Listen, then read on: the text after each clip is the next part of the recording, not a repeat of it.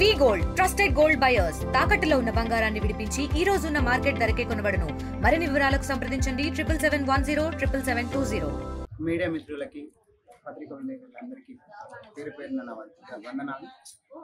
మరి వర్షం వరంగల్ జిల్లాలో వర్షాల కారణంగా మునిగింది. వర్షాలతో మునిగిన ఇళ్ళని పరామర్శించడానికి వచ్చిన మేయర్ గురించి అలాగే వర్షపు నీరు రావడం వల్ల మునిగింది ఇల్లులు కాదు, వీళ్ళ పరిపాలన. అసలు వరంగల్ జిల్లాలో వర్షాలు వస్తే ఎందుకింత నీళ్ళు వస్తుంది? ఎవరి వల్ల? ఎవరి నిర్లక్ష్యం వల్ల వస్తుంది? మరి ఈ నియోజకవర్గాల్లో ఉన్న ఎమ్మెల్యేల హస్తం లేనిది ఇళ్లలోకి రావు. మరి బొందివాగు 133 మీటర్ల ఉన్న బొందివాగు 33కి చేరింది. మరి ఈ బొందివాగు వల్ల మరి అక్కడ కబ్జా చేసి గ్రీన్వుడ్ స్కూల్ ఎక్కడి నుంచి వచ్చింది, అలాగే కొబ్బరి తోట ఎక్కడి నుంచి వచ్చింది, అలాగే చుట్టుపక్కల ఉన్న ప్రాంతాలలో అపార్ట్మెంట్స్ ఎవరి వల్ల అయినాయి? ఇవి కబ్జా చేసి ఇల్లులు కట్టడం వల్లనే ప్రజలకి ఈ సమస్య ఏర్పడిందని తెలియజేస్తున్నాను. బొందివాగు 133 ఉన్న దాన్ని 33కి చేస్తే ఎల్బీ కాలేజ్ దగ్గర విడిపోతే నయీం నగర్ నాలా దాకపోయి మరి నయీం నగర్ నాలా కూడా కబ్జాలకు పడింది. మరి 776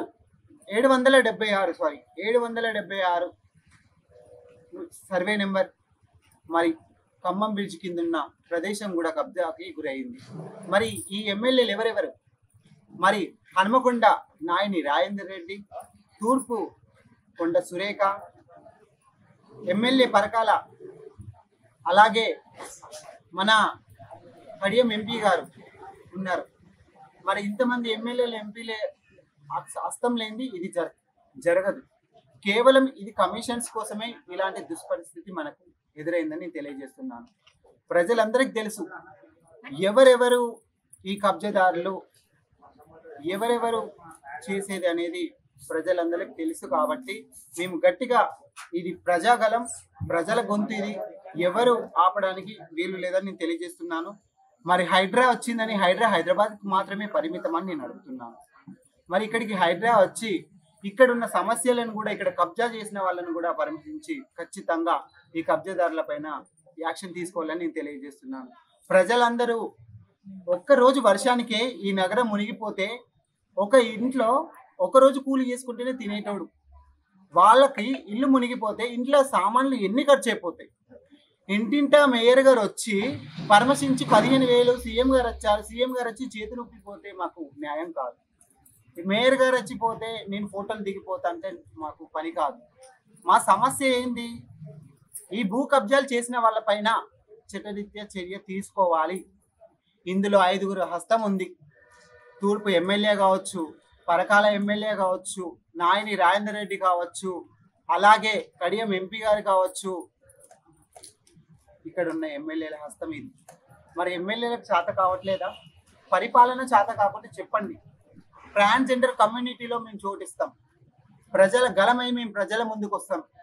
ట్రాన్స్జెండర్స్ దాంట్లో మీకు సగ భాగాన్ని మేము ఇస్తాం, రండి. మరి మీకు చేత కాకుంటే పరిపాలన మేము చేస్తాం. మమ్మల్ని గనక మీరు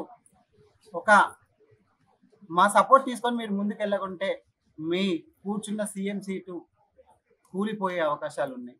ఎందుకంటే ట్రాన్స్జెండర్స్ దీవిస్తే అర్ధనారీశ్వరుడు పలుకుతారు, అదే ట్రాన్స్జెండర్స్ శపిస్తే మీరు ఏమవుతారో పాతాళ లోకానికి వెళ్ళిపోతారు. ప్రజల సమస్య ఇంత బాధతో చెప్తాంటే కూడా ఎవరు పట్టించుకోవట్లేదు. మేయర్ గారు నిన్నగాక మొన్న వచ్చి జస్ట్ నేను వెళ్ళానండి, ఇక్కడ నియోజకవర్గం ఇన్ఛార్జిగా పనిచేశాను కదా, కనీసం నేను మాట్లాడితే కూడా మీరు వెళ్ళండి అంటే నన్ను ఎందుకు పంపిస్తుంది? ఇక్కడ ప్రజలందరూ చెప్తారు.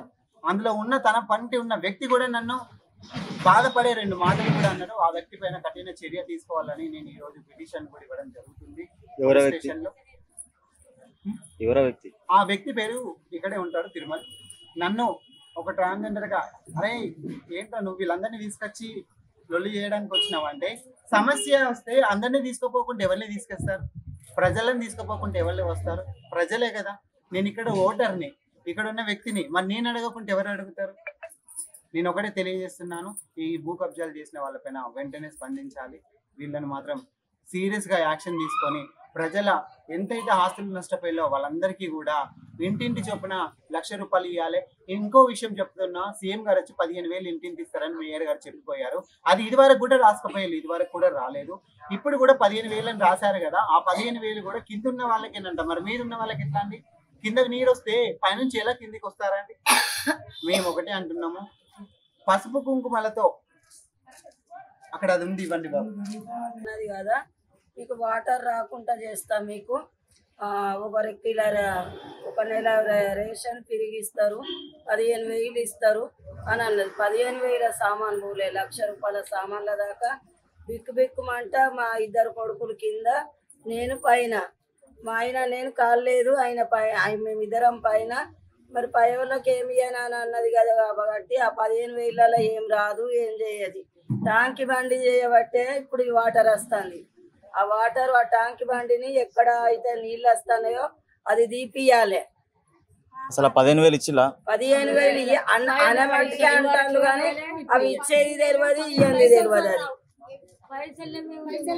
అది పైసలు అప్పుడు కూడా అట్లనే అన్నారు, 5,000 పడతాయి అని అన్నారు, పర్లేదు అనుడు మట్టుకే అకౌంట్ లో పడతాయి, ఇళ్ళ పడతాయి, అంత పడతాయి అన్ని ఎవరు వచ్చి వట్టి మాటలే చెప్పిపోతారు.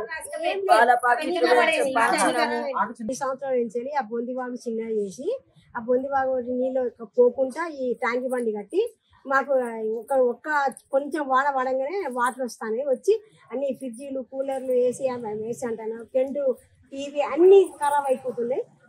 భయంతో బతుకుతాను. మేము వాన వచ్చినప్పుడల్లా మాకు సాల్వ్ చేయాలి. అవి సాల్వ్ చేస్తే మేము మంచిగా ఏ డబ్బులు ఇచ్చినా ఇవ్వకుండా మాత్రం మాకు నీళ్ళు రాకుండా చేయాలి. మాకు ఏం సరిపోవు.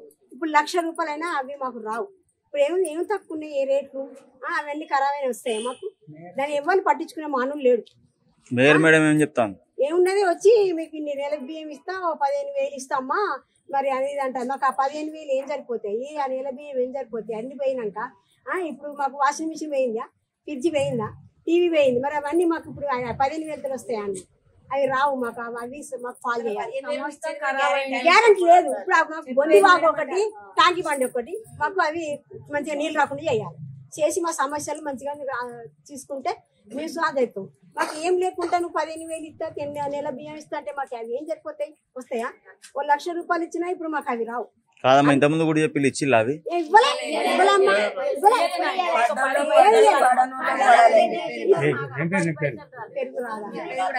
Local to global news at your fingertips. మీ చేతిలో ఒక ఆయుధం. Download RTV app. Media legend Ravi Prakash is back.